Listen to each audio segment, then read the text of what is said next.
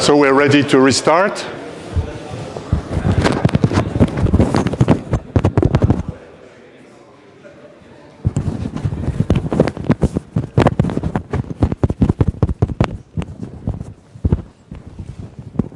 Yes.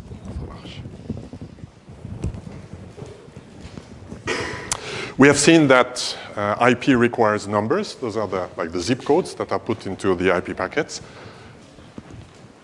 IP uses also names. Names were originally invented to be human readable. That was before Google. Before Google, if you wanted to go to a site, you needed to know the name, www.epfl.ch.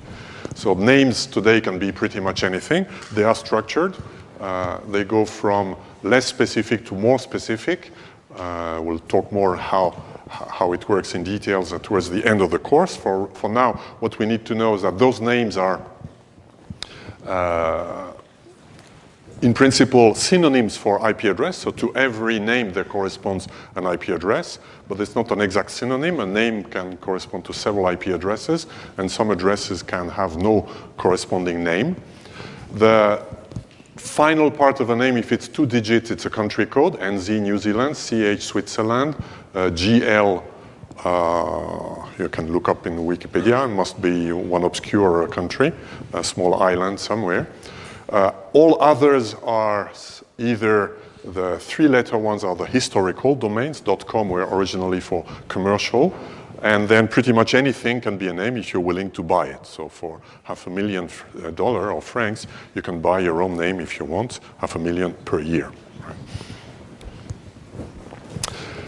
The important thing is that names have to be mapped to addresses. So here's an example where Elaine goes to a website. The website is ssc.epfl.ch.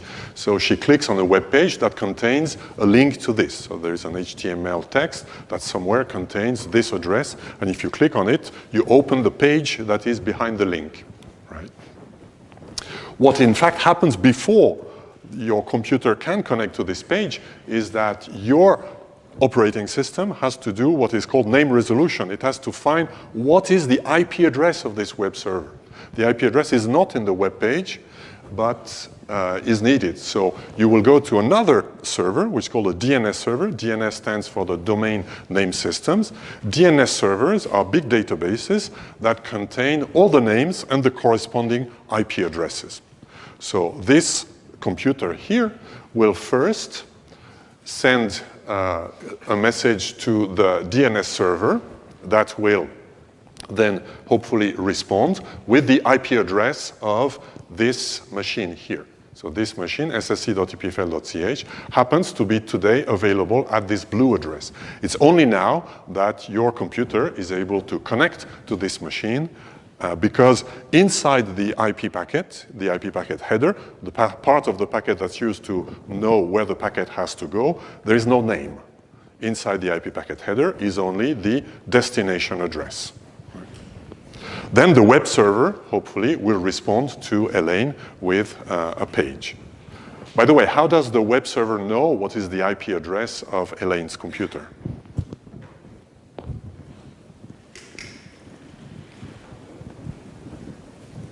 Yes? In response to the source address that it received from the packet in which it received the request? Exactly. So in order to know the IP address of a server, you need to go to the DNS server to know what is the IP address. But of course, we don't do that in the reverse direction. We always put in every packet the source IP address. So when a server receives a request, it knows whom to respond, doesn't have to go to DNS to do that. It simply responds to the source address that is contained in the IP packet. You do the same when you send a letter. If you want to get an error message from the post office in case the letter cannot reach the destination, you put also the source address. The same happens here. So that's for the IP layer. Now, there is a somewhat less obvious part of networking, which is called the MAC layer. Both the network layer and the MAC layer are used to interconnect systems. The MAC layer originally was made for what is called local area networks. It was made for interconnecting systems at a local scale. In fact, the very first computer networks until the beginning of the 90s were only enterprise networks. So they were made relatively small-scale networks here.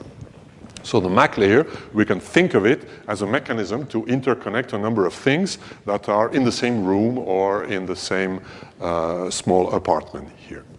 It uses either cables, that's an Ethernet switch that you have seen, and if you haven't seen it, you will see some in the labs, in Lab 2, or more frequently what you use is the Wi-Fi local area network with the Wi-Fi base stations. One of the key things, of the MAC layer is that it interconnects systems without any configuration. Without any configuration means in the IP network layer, when I interconnect two systems, I need to give IP addresses.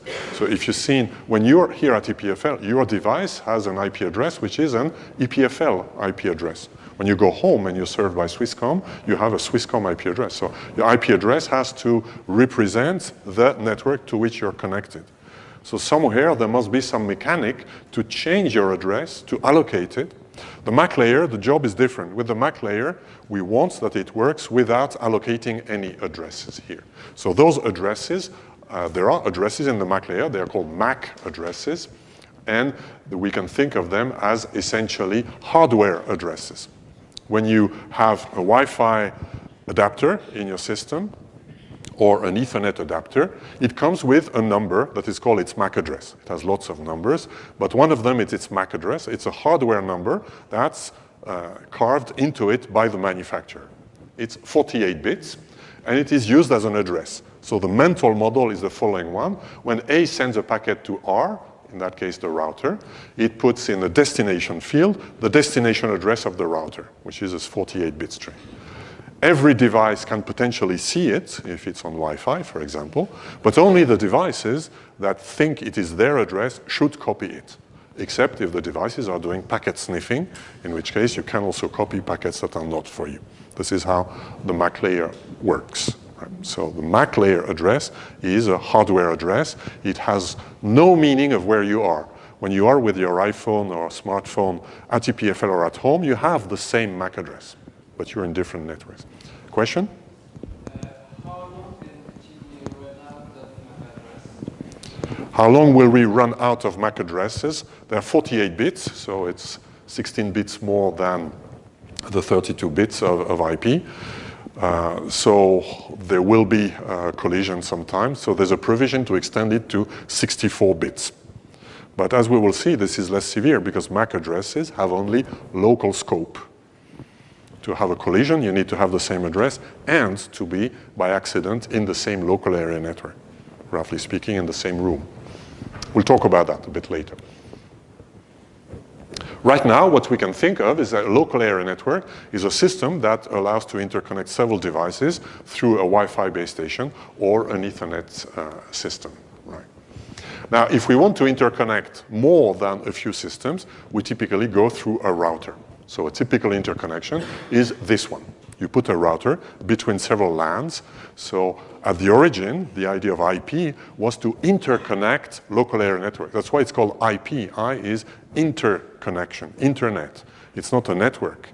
We're not speaking of the net, but of the internet, because the origin of this was to interconnect networks, and the networks were the local area networks.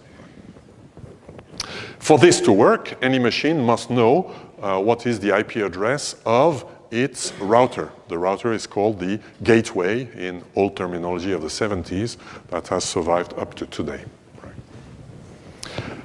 So we need to dive into a few details that will help you do the first lab. Machines need to know their IP addresses. You also need to know the IP address of other machines going to DNS, but that's not sufficient. You also need to know something specific, which is your network prefix. What is the network prefix? Well, if you look at this snapshot of the EPFL network, you see that all EPFL addresses have something in common. What do they have in common? The prefix, which one? Not the first three. In fact, the first two blocks of number, 128, 178, means EPFL.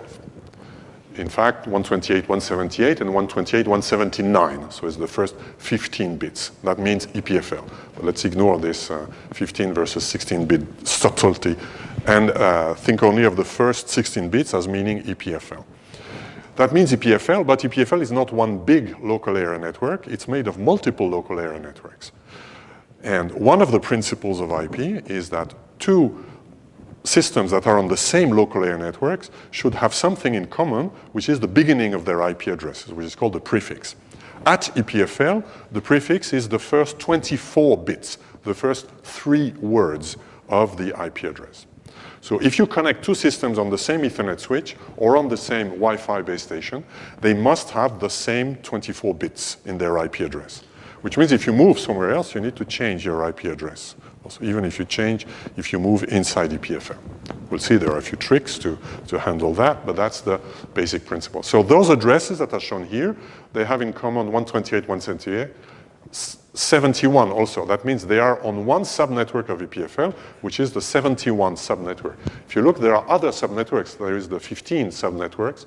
That's the network of EPFL where all the DNS servers and things like this are located. So it's one of the critical subnetworks of EPFL. And then every lab or every floor of EPFL has its own third word of the address that represents a subnetwork. Now, in the best of all worlds, it would always be like at EPFL. The prefix is the first 24 bits. But this is not how things are. For example, at ETH, our sister school, the prefix is 26 bits, not 24. So 26 is a bit clumsy, but that is why, because it doesn't correspond exactly to the grouping of bits into decimal numbers. So the conclusion of that is that there's no rule about what is the prefix. Sometimes very often it's 24 bits, but not always. So the systems, the hosts, need to know how many bits is part of their prefix. So we need to give that information. The information, for example, 24. We need to give that information so that host knows I am in this subnetwork. Why do we need that? We will see that in a minute later. It's important, for example, that this machine here knows that it is in the same LAN as this one. Why do you need to know whether you're in the same LAN as another one? Because of one rule of IP that says if A sends a packet to B, the first thing that A needs to know is B on the same local area network as me? If yes, I send it directly to B. If not, I need to send it to a router. So I need to have another configuration somewhere that gives me the IP address of a router, and I need to send it to the router. So I need to know, to do this test, is the destination the same prefix as me? And to do this test, I look at how many bits are in my prefix, and how many, do these here 24, then I analyze the other address. Are the first 24 bits of this other address the same as mine? If yes, then I am in the same subnetwork.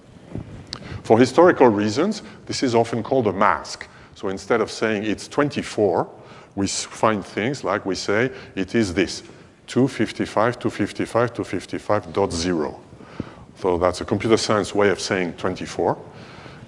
Because what do? Here we put ones in all the positions that are in the prefix, so the first 24 bits, and 0 otherwise.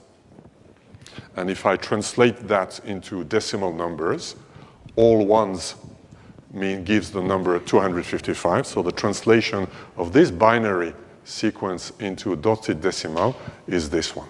Right?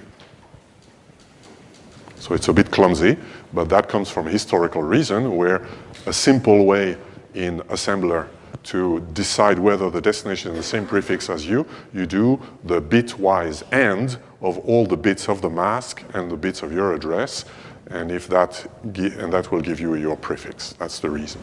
It's completely obsolete today. There's no reason to do that, but most documentation will use this, so we are forced to use that. So for IPv4, it's doable. For IPv6, there's the same problem. IPv6 hosts also need to know what is the length of their prefix, and it can be given either with FFF things or with simply the length of the prefix. So we'll be exposed to that in the lab. Now we climb down the layers, and we reach the physical layer. As I said, the physical layer is the topic of other courses. We won't do it here, except for side effects that it has on us. About terminology first.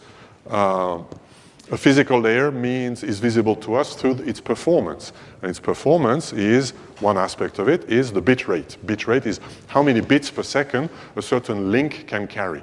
Ethernet today is 1 gigabit per second most of the time, sometimes 100 megabit per second, sometimes 10 gigabit per second. In computer science, people call that bandwidth.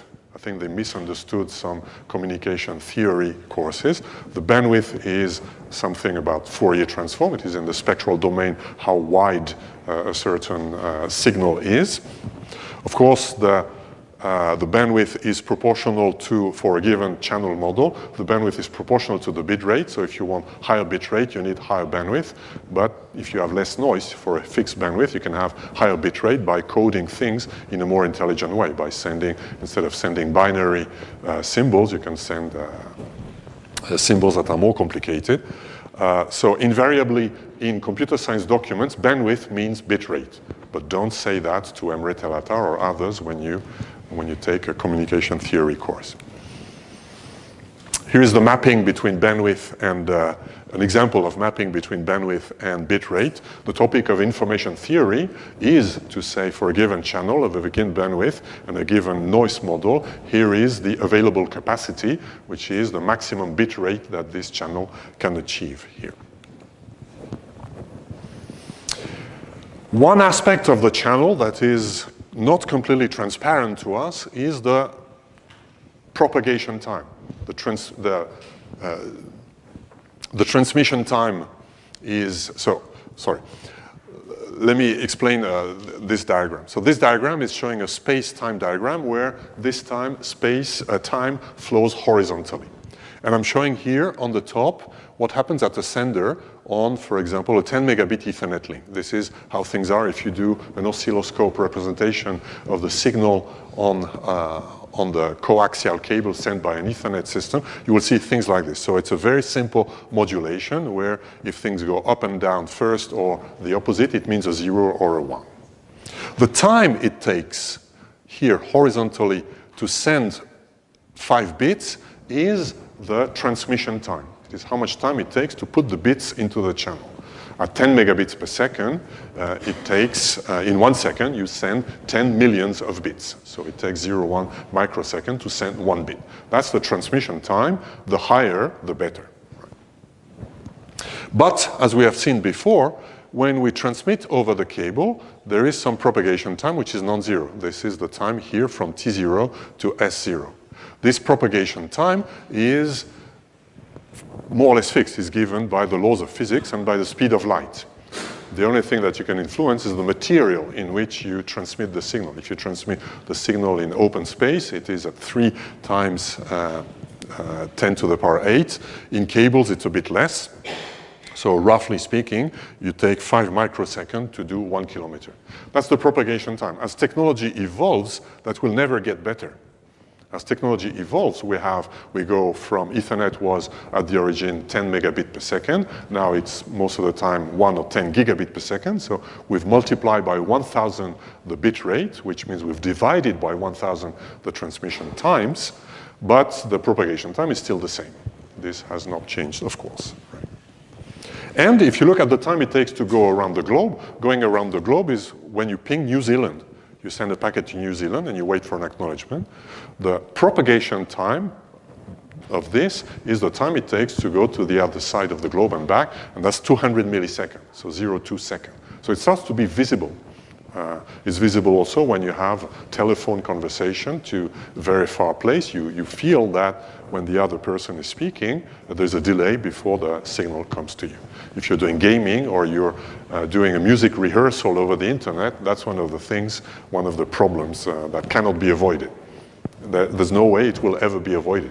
So what high-frequency finance traders do in order to reduce that time, guess what they do? Yeah, they buy rooms near the stock exchange, so they have to be physically closer, which defeats the purpose of networking, but this is due to the speed of light. Here is, for example, 4 typical scenarios where I can compare the propagation time versus the transmission time to send one packet of 1 kilobyte. So here when I write 1K byte, the little k means 1,000, and the big B means byte, 8 bits, so 8,000 bits. In the data center, you have huge bit rates and a relatively small distance. However, even though the distance is small, perhaps 20 meters of cable, we see that the time to send a packet is the propagation time is larger than the transmission time. So because the transmission times are astronomically large, right? The opposite is true when you are in a local area network at 10 megabit per second and relatively short distances. Then most of the time you spend sending a packet is due to transmission. And on the internet, depending on where you're going, you are probably also dominated by propagation time. And one of the challenges for protocols like TCP and IP and others is to work across all those conditions.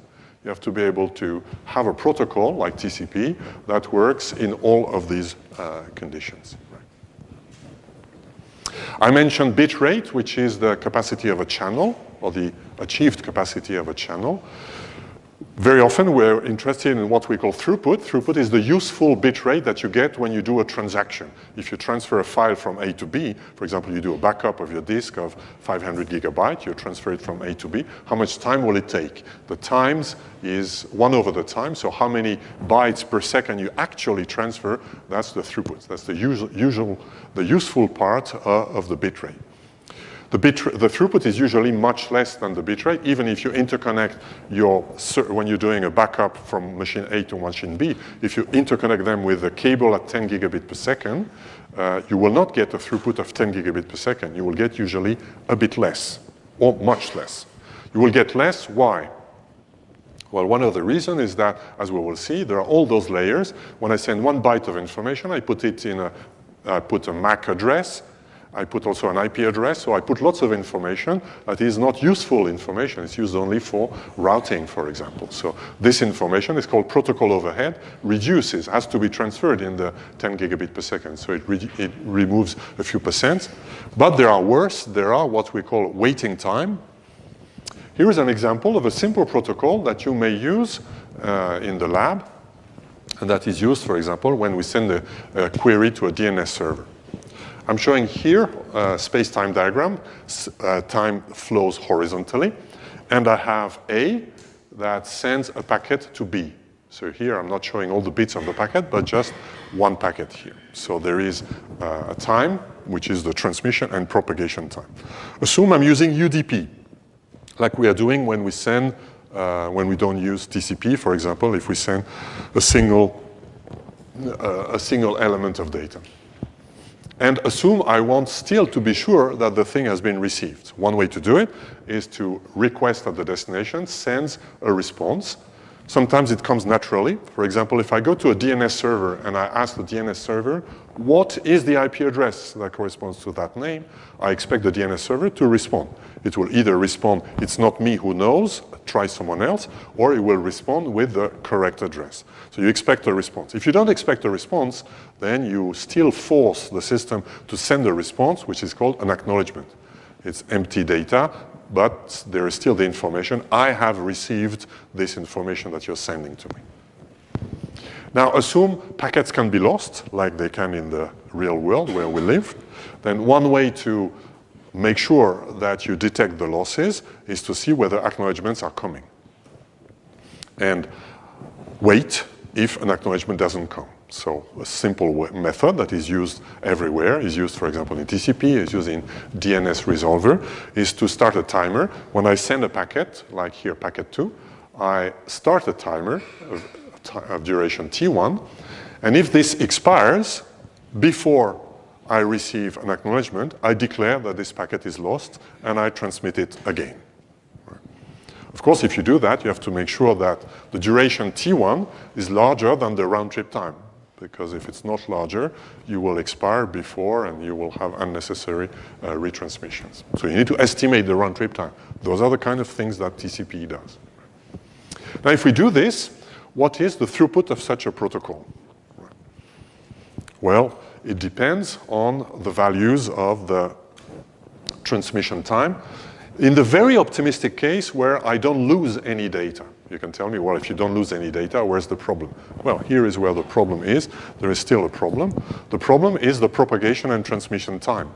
Here, I'm showing on the A line what happens when I send a packet. Then I send the packet, it comes here. I wait for the acknowledgement comes back. There is a time here in the middle, which is the round trip time, during which I'm waiting. If this round trip time is ridiculously small, because the propagation time is very short, then this is not a problem. If it's very large, this will affect the performance of the system. So we can compute the throughput very easily for that case by saying if there is no loss in a time interval that goes from here to there, which lasts the sum of all the quantities that are indicated, I have sent one packet. So I am wasting, in fact, all the part here that is in black or in green, which gives this fraction here. So if the bit rate of the channel is B, the actual throughput I have is B divided by something. This something contains two elements, 1 plus 2 elements that are the penalty term. One is the ratio of the overhead of the acknowledgement. I had to receive an acknowledgement. That takes a bit of time. And the other one, 2dB, is what we call the bandwidth delay product. 2D is the round trip time, B is the bit rate. So 2dB is the number of bits that are transmitted over a channel during the propagation round trip time. So those are what we can call the bits that are on the fly, that are in the pipes. Those are the bits that I cannot stop. When I've sent them, if I want to stop, for example, they are flying on the pipe. So this is a number that captures whether a given channel has a lot of latency or not. If I analyze the performance of this simple retransmission method, that is called stop and go, over the 4 cases I mentioned before, we find that in the data center case,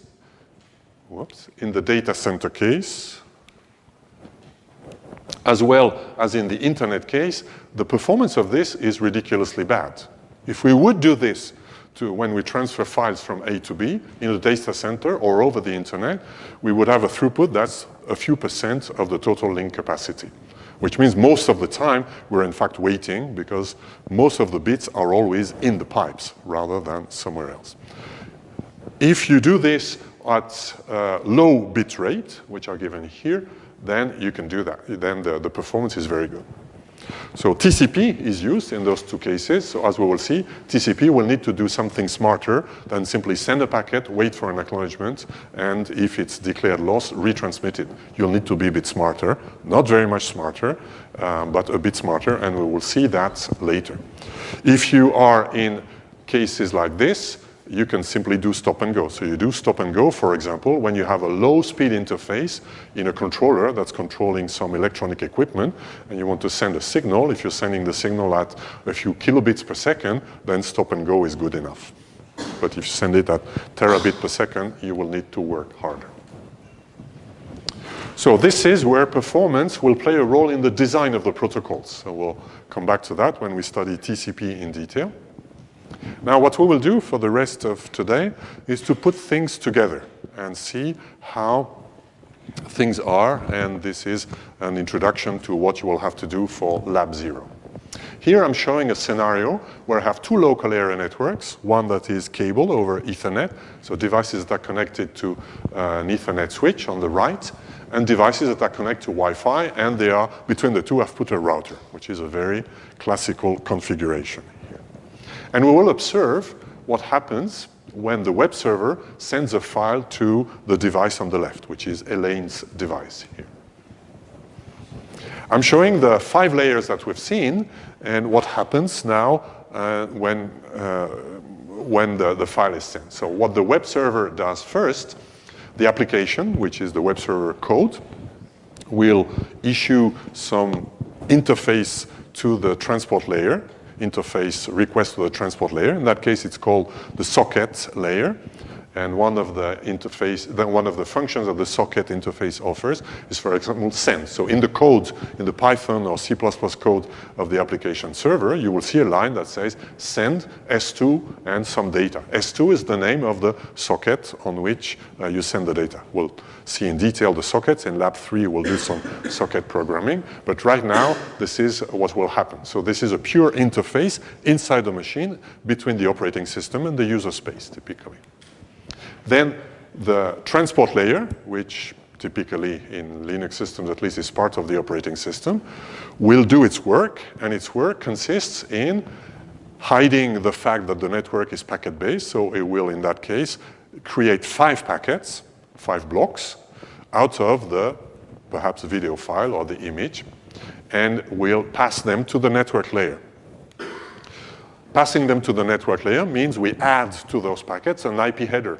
That is, for example, containing the destination address, the IP address of Elaine's device. That is in the green part that is shown here. Then this will be sent over Ethernet to the router. Sending it over Ethernet requires adding the Ethernet destination address of the router, which somehow this device will need to know. We'll see how a device knows what is the MAC address of the router that it needs to speak to. There is a special trick for that. But right now, the only thing we need to know is that this red address is put in front of the green address and other details that is now called a MAC packet. Now the MAC layer on the cables through the switches will do the job of transporting this packet to the router. So this packet will be transformed into physical layers. And this, here I'm showing the first 3 packets, are received by the hardware. Typically, MAC layer is done in hardware. IP and transport layer are done in software, but this is typical. Many other, there are systems on a chip that do everything in hardware, and there are also some software implementations of the MAC layer. But typically, the hardware will receive this packet, the hardware at the router, will read the destination MAC address, we'll see, oh, that's for me. We'll remove the destination MAC address and pass it to the operating system that will then analyze the IP address. And if everything is right, the IP address should be an IP address that's on the path to the destination. Here it's a router. So the router will read the IP destination address, and the router is an intermediate system. It's not the final destination. It is something that's in the middle. We call it an intermediate system. So the router will analyze this IP address. It has a routing table, very much like the post office when you send a packet to Zurich and it analyzes the digits and it's so 8,000 something, or we have to put it in a train to go in this direction. So the router will look up at the table and will decide, oh, I need to send it somewhere else. Somewhere else is where? Well, it is on the Wi-Fi interface of the router. So the router will send the packets again to the hardware, to another piece of the hardware, and the packets will have now a different MAC layer header that contains the information that's necessary for Wi-Fi, that contains, among others, the destination MAC address, which hopefully is that of Elaine. It will be transmitted to Elaine's machine that will do the reverse. All the layers will strip off the things, and we will receive, hopefully, in the normal case, the 5 blocks, but of course, anything in between can happen. One of the packets may have been lost, in which case there will be retransmissions and lots of things that we will see in detail. But here, assuming nothing gets lost, the transport layer will then make it available. If the application is doing nothing, it will be received and nothing will happen. Hopefully, if your web client is getting things from a server, the code will issue a read. So the operating system will buffer the data, keep the data in a buffer, until the code does a read, and when it does a read, it will display it to the application. Those are how all those layers are interleaved. Question? Does the router have an IP address? Sure, yes. Then I do not understand why do we need MAC address. So imagine that web server wants to transfer some data to router through Ethernet. And in MAC layer, a MAC address of router is added to every IP packet. Why do we need to add MAC address? Why can't we add another IP address of router? So the question is, why do we have MAC addresses and IP address? That's a very good question. And probably if we would design all that stuff today, we would not have MAC addresses. Probably. I'm not 100% sure, but probably. So your question is completely valid, and it looks artificially complicated, and it is. It is this way because of the evolution. This is how things have evolved. At the beginning, the first networks did not have IP. Right? The first networks were local area networks only. So they used only the MAC addresses. So when I was a student, I was working on networks like this. We did not have IP address. We had BitNet, Multics, things like this. Novel, NetWare. Those are things that are still visible today. You could interconnect a few Windows PCs together. They did not have IP addresses. They used only MAC addresses to communicate. Of course, it did not work very well, and someday somebody invented the web and wanted to go a bit further out than just in local area network, and we added the IP addresses. But they came second. This is why we still find them today. Now you can say coming second doesn't mean you cannot supersede everything. We could have a new version that deletes the MAC addresses. There is one, as I mentioned, there's a fundamental difference between a MAC address and an IP address, which is subtle, but it's practically very relevant. The MAC address is the address of a hardware. Assume you come tomorrow in a room, you have two devices, and you connect them together. With MAC addresses, there is nothing to do. They will talk to each other without any kind of configuration. With IP, you will need to do some kind of configuration. You will need to allocate the correct addresses. So the IP addresses are manually assigned addresses. Of course, we don't go manually and assign them. There are automatic ways to replace that, but we need servers that allocate the addresses. They are called DHCP. You probably have seen that already. You need to allocate the IP addresses. The MAC address, you don't allocate them. They are burnt into the hardware, and that works. So that's a very convenient way to bootstrap communication. For example, we will see that when you connect a device like this one to a router, in order to configure the IP address that this one needs, we will use the MAC address to communicate. So in order to make things automatically, in order to bootstrap, I am on this local area network, I need to have this prefix. But how do I know that I am on this local area network? I need to talk to some server of some kind. But in order to talk to some server, I need an IP address. So I have a bootstrap problem. This bootstrap problem is solved by using the MAC layer addresses. It could be solved by other means, but this is how it is today. That's why we have both. A bit of terminology. I've mentioned the word packet. A packet is any of those blocks.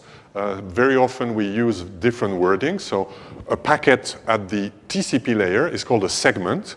At the IP layer, it's called a packet. And at the MAC layer, it's called a frame. It's not a strict terminology, but very often you will see this. Yes, that's. Here's another view, which is equally important. That's the one you will see in the lab when you use some of the tools we ask you to use for Lab 0. Here I'm looking inside the packet. So when the web server sends a packet, as we said before, it puts it into a MAC layer packet, which is called a MAC frame. The MAC layer packet contains a header that has the most important information is the MAC address, but it will contain other things. The source MAC address also, for example. And then what we can think of as the MAC payload, which in fact is an IP packet. And inside the IP packet, there is the same thing. So that's why we call it an onion. There is an IP header that contains the IP destination address, plus other things, and the IP payload. Now, if you're using TCP, TCP does things like it numbers the packets to know which packet is missing in order to retransmit it. So all those numbers are put in the TCP header, plus other things like port numbers we'll talk about later. And it's only in the TCP payload that you have application data that's useful for the application that's using the socket layer. Right? For example, the bytes of an HTML file. In reality today, you're probably likely to have also an encryption layer between the two. In the lab, you will see how those things, we'll use tools like T-Shark and others, Wireshark, to see exactly what's in the packets. That's one of the crucial tools when you want to analyze a network, understand how it works, debug potential problems. You look inside packets. That's one of the very first things we'll do this week. And inside packets, you will see things like this. So things like this, here, for example, I'm looking inside a packet, and I see an IP header. So all of this is not in the packet. So what I'm seeing here is a pretty print done by software, by the packet capture software, that makes it human readable. What is inside the packet is only bits. In particular, in the IP header, I will see the IP address, the destination address. So this one is truly inside the IP header. But I see here that my software has written things like lrcp3.epfl.ch, which is the name of the machine. Was this name in the packet? What do you think?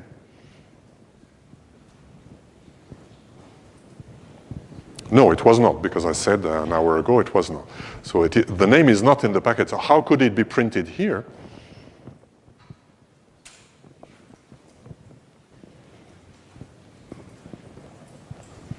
Well, this packet capture software has gone to the DNS to do what is called a reverse query. So before printing this, so the packet capture software has analyzed the packet, it has seen the destination address, then it had sent a query to a DNS server, which is called a reverse query, which is what is the name that corresponds to this IP address. It does not always work, but when it works, it gives you the name, and then it prints it. So don't be fooled. Those names are not in the packet. They are just done by the software that displays it. I will conclude with this last question. We do a packet capture by putting, as we've seen, a switch very often it's possible to sniff packets. If I sniff packet here at point 1, I put a packet sniffer here. I observe all the packets that are sent from the server to Elaine's smartphone. And with such packet capture, I read what are all the addresses. What will we see here in the packet at point 1? I propose several answers. Which one do you believe in?